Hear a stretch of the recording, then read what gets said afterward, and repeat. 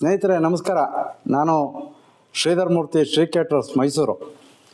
ಎಂದಿನಂತೆ ಇವತ್ತಿನ ದಿವಸ ಒಂದು ಗ್ರೇವಿ, ಈ ಚಪಾತಿಗೆ ಮತ್ತು ರೈಸ್ಗೆ, ರೊಟ್ಟಿಗಳಿಗೆ, ಯಾವುದಕ್ಕಾದರೂ ಸರಿ, ಪೂರಿಗೆ ಹಂಚ್ಕೊಂಡು ತಿನ್ನೋವಂಥ ಒಂದು ಗ್ರೇವಿ ಮಾಡಿ ತೋರಿಸೋಣ ಅಂತ ಬಂದಿದ್ದೀನಿ. ಆ ಗ್ರೇವಿ ಯಾವುದು? Gobi matar capsicum gravy. Gobi matar capsicum gravy ಇವತ್ತಿನ ದಿವಸ ನಿಮ್ಮ ಮುಂದೆ ಇಡೋಣ ಅಂತ ಬಂದಿದ್ದೀನಿ.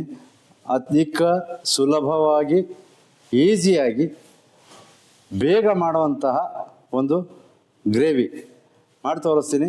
ಬನ್ನಿ ಸ್ನೇಹಿತರೆ, ಏನೆಲ್ಲ ಐಟಮ್ ಬೇಕು ಅಂತ ಅನ್ನೋದನ್ನು ನಾನು ಹಂತ ಹಂತವಾಗಿ ಹಾಕ್ತಾ ಹೋಗ್ತೀನಿ. ಎಷ್ಟು ಬೇಕು ಅಂತ ಅನ್ನೋದನ್ನು ಕೂಡ ನಾನು ಹೇಳ್ತಾ ಹೋಗ್ತೀನಿ. ನೀವು ಹಾಗೆ ಪ್ರಯತ್ನ ಮಾಡಿ ಕಲ್ತ್ಕೊಳ್ಳಿ. ನಿಮ್ಮ ಮನೆಯವರ ಪ್ರಶಂಸೆಗೆ ನೀವು ಗುರಿಯಾಗಿ, ಒಂದು ಎರಡನೇದು ನಿಮ್ಮ ಮನೆಯವರ ಪ್ರೀತಿಗೆ ಪಾತ್ರರಾಗಿ ಅಂತ ಹೇಳ್ತಾ ಇವತ್ತಿನ ಈ ಗ್ರೇವಿಯನ್ನು ಸ್ಟಾರ್ಟ್ ಮಾಡ್ತೀನಿ. ಪ್ಯಾನ್ ತೊಗೊಂಡಿದ್ದೀನಿ. ಪ್ಯಾನ್ಗೆ ಒಂದು 25 ml ಆಯಿಲು ಹಾಕ್ಕೊಂಡೆ. ಅಂದಾಜು ಒಂದು 25 ml ಆಯಿಲ್ ಹಾಕ್ಕೊಂಡಿದ್ದೀನಿ.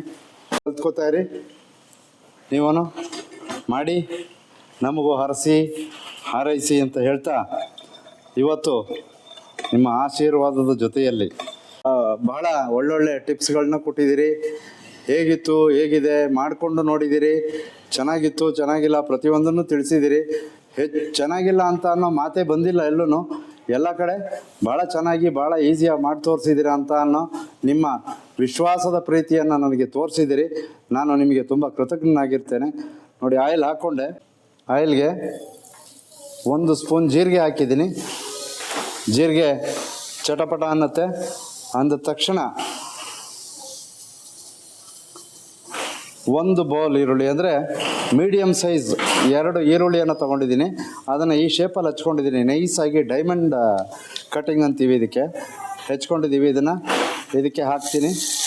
ನೋಡಿ, ಈರುಳ್ಳಿ ಆಗಿದೆ. ಒಂದು ಚೂರು ಅರಿಶಿಣ ಪುಡಿ ಹಾಕಿದ್ದೀನಿ. ಅದಕ್ಕೆ ಅರಿಶಿಣ ಪುಡಿಯನ್ನು ಹೀಗೆ ಮಿಕ್ಸ್ ಮಾಡ್ಕೊಳ್ಳಿ. ಹೆಚ್ಚಿದ ಬೆಳ್ಳುಳ್ಳಿ 1 ಸ್ಪೂನು, ಸಿಪ್ಪೆ ತೆಗೆದು ಹೆಚ್ಚಿಟ್ಕೊಂಡಂಥ ಬೆಳ್ಳುಳ್ಳಿ ಎಲಕು 1 ಸ್ಪೂನ್ ಹಾಕಿದ್ದೀನಿ. ನಿಮಗೆ ಬೆಳ್ಳುಳ್ಳಿ ಇಷ್ಟ ಅಂದರೆ ಬೇಕಾದರೆ ಇನ್ನೂ ಸ್ವಲ್ಪ ಜಾಸ್ತಿ ಹಾಕ್ಕೊಳ್ಳಿ, ಏನಾಗಲ್ಲ. ಆದರೆ ಹೆಚ್ಚಿರೋದು ಹಾಕಬೇಕು. ನೀವು ಪೇಸ್ಟ್ ಮಾಡ್ಕೊಂಡು ಹಾಕಿದ್ರೆ ಬೆಳ್ಳುಳ್ಳಿಯ ಒಂದು ಘಮ ಏನಿರುತ್ತೆ ಅದು ಅತಿಯಾಗಿ ತಿನ್ನಲಿಕ್ಕೆ ಹಿಂಸೆ ಆಗುತ್ತೆ. ಹಾಗೆ ಪ್ರಮಾಣದಲ್ಲಿ ಹಾಕಿದ್ರಿ, ಅದೇ ಪ್ರಮಾಣದಲ್ಲಿ ಶುಂಠಿಯನ್ನು ಹಾಕಬೇಕು. ಶುಂಠಿಯನ್ನು ಹಾಕ್ಕೊಂಡಾಯ್ತು. ಇದು 2 ಶುಂಠಿ, ಈರುಳ್ಳಿ, ಬೆಳ್ಳುಳ್ಳಿ ಚೆನ್ನಾಗಿ ಫ್ರೈ ಆಯಿತು. ಈಗ ಒಂದು ಟೊಮೆಟೊ, ಜಾಮ್ ಟೊಮೆಟೊ ತೊಗೊಂಡಿದ್ದೀನಿ ನಾನು, ಹಣ್ಣಾಗಿರೋವಂಥದ್ದು. 1 ಟೊಮೆಟೊನ ಇಲ್ಲಿಗೆ ಹಾಕೋಣ. ಒಂದು ಜಾಮ್ ಟೊಮೆಟೊ ಹಾಕಿದ್ದೀನಿ. ಇದಕ್ಕೆ ಬೇಕಾದ ಮಸಾಲೆ ಪದಾರ್ಥಗಳನ್ನು ಇಲ್ಲೇ ಕೊಡಬೇಕು. ಏನೇನಪ್ಪ ಮಸಾಲೆ ಪದಾರ್ಥ? ನಿಮಗೆ ಖಾರಕ್ಕೆ ಸೀಳಿರುವಂತಹ ಹಸಿಮೆಣಸು ಒಂದು 6-7 ಹಸಿಮೆಣಸಿನ್ಕಾಯಿ ಹಾಕಿದ್ದೀನಿ. ಒಂಚೂರು ಖಾರ ಜಾಸ್ತಿ ಇದ್ರೂ ಚೆನ್ನಾಗಿರುತ್ತೆ. ಸೀಳಿರುವ ಹಸಿಮೆಣಸಿನ್ಕಾಯಿ ಹಾಕಿದ್ದೀನಿ. ಒಂದು ಸ್ವಲ್ಪ ಕಸೂರಿ ಮೇಥಿ, 1 ಸ್ಪೂನ್ ಗರಂ ಮಸಾಲ ಪೌಡ್ರು, ಧನಿಯಾ ಪೌಡ್ರು. ಖಾರಕ್ಕೆ ಏನು ಅಂದರೆ, ಹಸಿಮೆಣಸಿನ್ಕಾಯಿ ಖಾರಕ್ಕೆ, ಘಮಕ್ಕೆ ಏನು ಅಂತ ಅಂದರೆ ಶುಂಠಿ, ಬೆಳ್ಳುಳ್ಳಿ ಮತ್ತು ಸ್ವಲ್ಪ ಗರಂ ಮಸಾಲ ಪೌಡ್ರು ಇಷ್ಟು ಹಾಕ್ಕೊಂಡ್ವಿ. ನೋಡಿ, ಒಂಥರ ಪುಡಿ ಆಯಿತು. ಈಗ ಇದಕ್ಕೆ ಒಂದು 200 ml ನೀರು ಹಾಕ್ಕೊಳ್ಳೋಣ. ಒಂದು 200 ml ನೀರು ಹಾಕಿದ್ದೀನಿ. ನಾವು ಏನು ಹೇಳಿದೆ, ಗೋಬಿಯನ್ನು ಚೆನ್ನಾಗಿ ಸಣ್ಣಕ್ಕೆ, ನೋಡಿ ಈ ಸೈಜ್ ಹೆಚ್ಕೊಂಡಿದ್ದೀನಿ, ಬೇಗ ಬೇಯುತ್ತೆ ಅಂತ. ಯಾವುದೇ ಆಗಲಿ ಸಣ್ಣಗೆ ಹೆಚ್ಕೊಂಡ್ರೆ ತರಕಾರಿ ಬೇಗ ಬೇಯುತ್ತೆ. ದಪ್ಪ ಹೆಚ್ಕೊಂಡ್ರೆ ಬೇಗ ಬೇಯಲ್ಲ, ಗ್ಯಾಸ್ ವೇಸ್ಟು, ಟೈಮ್ ವೇಸ್ಟು. ಈ ಕಾಲಿಫ್ಲವರ್ನ ಇಲ್ಲಿಗೆ ಹಾಕಿದ್ದೀನಿ. ಚೆನ್ನಾಗಿ ಹೆಚ್ಚಿ ಅದನ್ನು ತೊಳೆದು ಉಪ್ಪು ನೀರಲ್ಲಿ ಹಾಕಿಟ್ಟು ಮತ್ತೆ ಒಂದು ಸಾರಿ ಬೇರೆ ನೀರಿಗೆ ಶಿಫ್ಟ್ ಮಾಡಿಕೊಂಡು ಹಾಕಿದ್ದೀನಿ. ಯಾಕೆಂದರೆ ಅಷ್ಟೆಲ್ಲ ಪ್ರೋಸೆಸ್ ಯಾಕೆ ಅಂದರೆ ಅದರಲ್ಲಿ ಹುಳುಗಳಿರುತ್ತೆ, ಬಿಳಿ ಹುಳ ಇರುತ್ತಲ್ಲ, ನಿಮಗೆ ಗೊತ್ತಿದೆ. ಅದೆಲ್ಲ ಆ 2 ಸಾರಿ ತೊಳೆದು ಒಂದು ಸಾರಿ ಉಪ್ಪು ನೀರಲ್ಲಿ ಹಾಕಿ ಮತ್ತೊಂದು ನೀರಿಗೆ ಶಿಫ್ಟ್ ಮಾಡ್ಕೊಳ್ಳೋದ್ರಿಂದ ಆ ಹುಳುಗಳು ಇರಲ್ಲ, ಹೊರಟೋಗುತ್ತೆ. ಹಸಿ ಬಟಾಣಿ ನೋಡಿ ಇಲ್ಲಿ 1 ಕಪ್ ಇದೆ, ನಾನು ಬರೀ ಅರ್ಧ ಕಪ್ ಹಾಕ್ಕೋತೀನಿ. ಅರ್ಧ ಕಪ್ ಹಸಿ ಬಟಾಣಿ ಹಾಕಿದ್ದೀನಿ. ಅರ್ಧ ಕಪ್ ಅಂದರೆ ಒಂದು 100 ಗ್ರಾಮ್ ಇರ್ಬೋದು ಅಷ್ಟೇ, 100 ಗ್ರಾಮು. ನಾನು ಕಾಲಿಫ್ಲವರ್ ಮೀಡಿಯಮ್ ಸೈಜ್ದು ಒಂದು ತೊಗೊಂಡಿದ್ದೆ, ಮೀಡಿಯಮ್ ಸೈಜ್ ಕಾಲಿಫ್ಲವರು. ಅದಕ್ಕೆ ಏನೆಲ್ಲ ಹಾಕಿದೆ, ಈರುಳ್ಳಿ, ಹಸಿಮೆಣಸಿನ್ಕಾಯಿ, ಟೊಮ್ಯಾಟೊ, ಎಲ್ಲ ಮಸಾಲೆ ಪೌಡ್ರುಗಳು ಎಲ್ಲ ಏನೆಲ್ಲ ಹಾಕಿದೆ ಅದೆಲ್ಲ ನೀವು ಗಮನಿಸಿದ್ದೀರಾ ಅನ್ಕೋತೀನಿ. ಇದ್ರ ಪಾಡಿಗೆ ಇದು ಬೇಯ್ತಾ ಇರಲಿ. ನೆಕ್ಸ್ಟ್ ಇನ್ನೊಂದು ಸೈಡಲ್ಲಿ ನಾವು ಇದಕ್ಕೆ ಬೇಕಾದ ಗ್ರೇವಿ ಬರಬೇಕಲ್ಲ, ಅದಕ್ಕೆ ಇನ್ನೊಂದು ಸೈಡಲ್ಲಿ ಅದನ್ನು ಹುರಿದು ರೆಡಿ ಮಾಡ್ಕೊಳ್ಳೋಣ.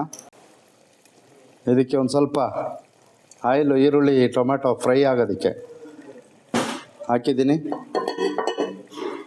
ಬೇಕಾದ ಈರುಳ್ಳಿ, 2 ಈರುಳ್ಳಿ, 2 ಈರುಳ್ಳಿಗೆ 2 ಟೊಮೆಟೊ, 2 ಈಕ್ವಲ್, ಅದನ್ನು ಇಲ್ಲಿಗೆ ಹಾಕ್ಕೊಳ್ಳಿ. ಕ್ವಾಂಟಿಟಿ ಕಮ್ಮಿ ಇರೋದ್ರಿಂದ 2 ಒಟ್ಟಿಗೆ ಹಾಕಿ ಬೇಯಿಸ್ಕೊಂಡ್ರೆ ಏನು ತೊಂದರೆ ಇಲ್ಲ. ಫ್ರೈ ಮಾಡಿಕೊಂಡ್ರೆ ನೀವು ಕ್ವಾಂಟಿಟಿ ಜಾಸ್ತಿ ಇದ್ದರೆ ನಾವು ತೆಂಗಿನಕಾಯಿ ಎಲ್ಲ ಏನು ಯೂಸ್ ಮಾಡಲ್ಲ.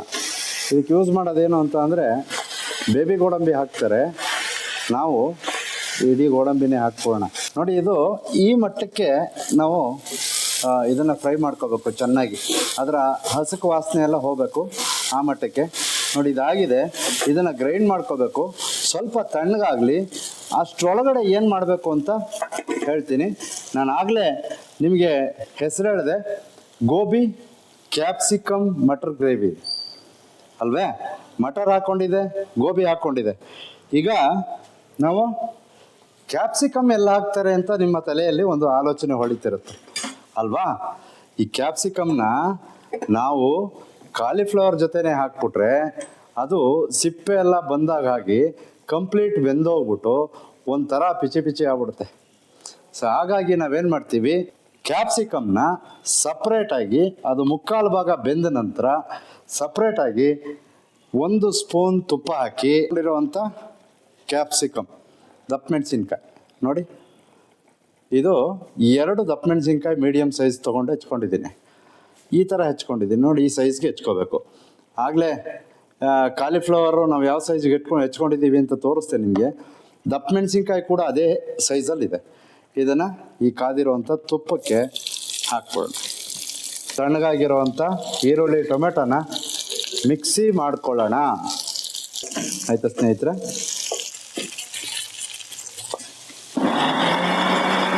ನೋಡಿ, ಒಂದು 50% ಫ್ರೈ ಆಗಿದೆ ಅಷ್ಟೇ. ಈಗ ನಾವು ಇದನ್ನು ಮಟರ್ ಗೋಬಿ ಏನಿತ್ತು ಅದ್ರ ಜೊತೆಗೆ ಇದನ್ನು ಇಲ್ಲಿಗೆ ಹಾಕ್ಕೊಳ್ಳೋಣ. ನೋಡಿ, ಆಗ್ತಾಯಿದೆ. ಕಾಲಿಫ್ಲವರ್ ಬೆಂದಿದೆ, ಮಟರ್ ಬೆಂದಿದೆ, ದಪ್ಪ ಮೆಣಸಿನ್ಕಾಯಿನ 50% ಅಲ್ಲಿ ಬೇಯಿಸಿ ಹಾಕಿದ್ದೀವಿ. ಇನ್ನು ಮಸಾಲೆ ಜೊತೆ ಎಲ್ಲ ಆಗೋದಕ್ಕೆ ಇನ್ನು 50% ಕ್ಯಾಪ್ಸಿಕಮ್ ಬೇಯುತ್ತೆ. ಯಾವ ಥರ ಇರುತ್ತೆ ಅಂತ ನಿಮಗೆ ಲಾಸ್ಟಲ್ಲಿ ಫೈನಲ್ ಆದಾಗ ನಾನು ನಿಮಗೆ ತೋರಿಸ್ಕೊಡ್ತೀನಿ, ಹೇಗೆ ಬಂದಿರುತ್ತೆ ಕ್ಯಾಪ್ಸಿಕಮ್, ಯಾವ ಥರ ಇರುತ್ತೆ ಫ್ರೈ ಮಾಡಿ ಹಾಕಿದ್ರೆ ಅಂತ. ನೋಡಿ, ಎಲ್ಲ ಬೆಂದಿರೋದ್ರಿಂದ ಈಗ ನೆಕ್ಸ್ಟು ಮಸಾಲೆನ ಏನು ರುಬ್ಕೊಂಡ್ವಿ, ಈರುಳ್ಳಿ, ಟೊಮೆಟೊ ಮತ್ತು ಗೋಡಂಬಿ, ಇದನ್ನು ಹಾಕ್ಬೋಣ. ಇದಕ್ಕೆ ಅತಿ ಮಸಾಲೆ ಇಲ್ಲದ, ಕಣ್ಣಿಗೆ ಹಿತವಾಗಿ ಕಾಣುವ, ನಾಲಿಗೆಗೆ ರುಚಿಯಾಗಿ ಸವಿಯುವ ಒಂದು ಗೋಬಿ ಮಟರ್ ಕ್ಯಾಪ್ಸಿಕಮ್ ಗ್ರೇವಿ ಇನ್ನೇನು ಮುಗಿಯುವ ಹಂತಕ್ಕೆ ಬಂದಿದೆ. ಇದೊಂದು ಸ್ವಲ್ಪ ಕುದ್ರೆ ಎಲ್ಲ ಕರೆಕ್ಟ್ ಸೆಟ್ ಆಗುತ್ತೆ. ನಂತರ ಇದನ್ನು ಚಪಾತಿ ಜೊತೆ ಸವಿತಾ ಇದ್ದರೆ ಸೂಪರಾಗಿರುತ್ತೆ.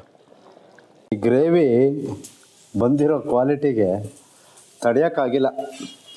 ನಾವು ಇಲ್ಲೇ ಒಂದಷ್ಟು ಚಪಾತಿ ಮಾಡ್ಕೊಂಬಿಟ್ವಿ. ಸಖತ್ತಾಗಿದೆ ಸ್ನೇಹಿತರೆ. ಬನ್ನಿ, ತಡೆಯೋಕ್ಕಾಗ್ತಿಲ್ಲ.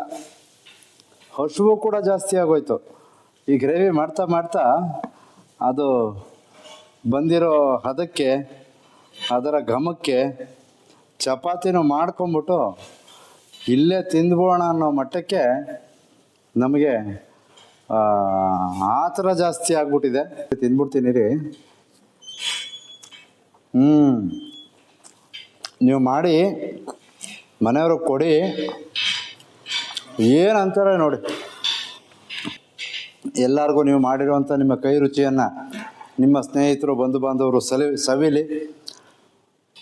ನೀವು ಅತ್ಯುತ್ತಮ ಬಾಣಸಿಗರಾಗಿ ಅಂತ ಹೇಳ್ತಾ ನಾವು ಇಂದಿನ ಈ ಖಾದ್ಯದೊಂದಿಗೆ ಗೋಬಿ ಮಟರ್ ಕ್ಯಾಪ್ಸಿಕಮ್ ಗ್ರೇವಿ ಮಾಡೋದ್ರ ಮುಖಾಂತರ ಇದರ ರಿಸಲ್ಟ್ ಕೂಡ ನಿಮಗೆ ಕೊಟ್ಟು ನಾನು ತಿನ್ಕೊಂಡು ಬರ್ತೀನಿ.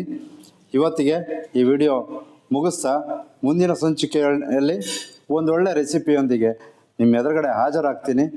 ನಿಮ್ಮ ಅನುಮತಿಯೊಂದಿಗೆ ಊಟಕ್ಕೆ ಹೋಗ್ತೀನಿ. ನಮಸ್ಕಾರ.